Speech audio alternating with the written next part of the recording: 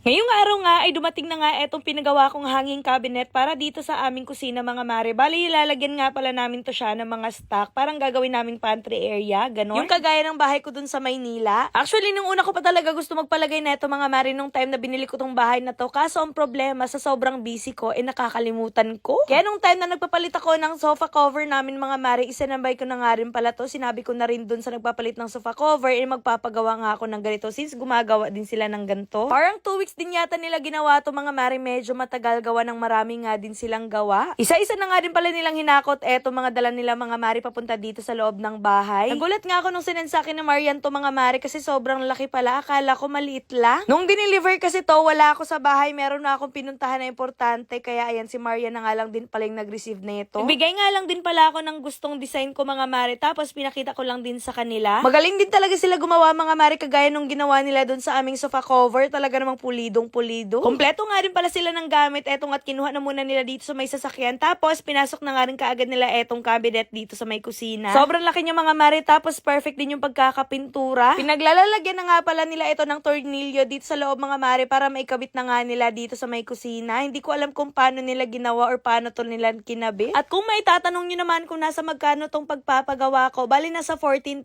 siya. Actually 15,000 pero nakales ako ng 500. Bali nasa 14,500 pesos lamang yung nabayaran ko dito. O diba? Perfect na. So yun, nagtulong-tulong na nga sila para ikarga to mga mare at ikakabit na nga nila dito sa aming kusina. Tingnan nyo naman, super plain yung nasa ibabaw ng kusina namin mga mare. Yung cabinet is nasa baba lang. Bali, ang plano ko kasi gagawin ko siyang parang pantry area. Dito namin ilalagay yung aming mga stock para hindi nakakalat dito sa gedli. At yung nakikita nyo nga din palang butas dyan mga mare, ipapaayos ko nga din pala yan sa kanila. Nasira kasi yan ang baby eye nyo, kaka-close open. Anyways, kinabit na nga nila to mga mare. Tingnan nyo naman etong si ate. Ay nako, talaga namang napakalakas. Tumulong pa nga siya dito sa pagbubuhat mga mare. Akala ko talaga hindi nila kakayanin, yun pala kinaya nila. Kaya iyan, perfect. Medyo struggle nga lang din pala yung pagkakabit neto mga mare, gawa ng napakabigat neto. Tapos sila lang tatlo yung nagtulong-tulong. Pero after 1,922 years natapos din naman nila. At dahil meron nga rin kaming saksakan dito sa pinaglalagyan nila ng cabinet mga mare, ayan, pinutol na nga rin pala muna ni kuya at ililipat niya nga ito dito sa may ilalim. Saksakan kasi ito namin ng rice cooker mga mare, kaya kailangan talaga meron kami ditong saksakan. And eto na nga mga mare, tapos na nga nilang maikabit. Tingnan nyo naman, pinagbubuksan na nga ni Marian etong aming kabineto, diba? Perfect talaga. At feeling ko naman matibay ito. Makapal nga rin pala na kahoy yung mga ginamit nila dito, kaya perfect na perfect talaga. At sobrang excited na rin talaga akong punuin to. Namimiss ko tuloy yung bahay ko dun sa Maynila mga mare kasi ganito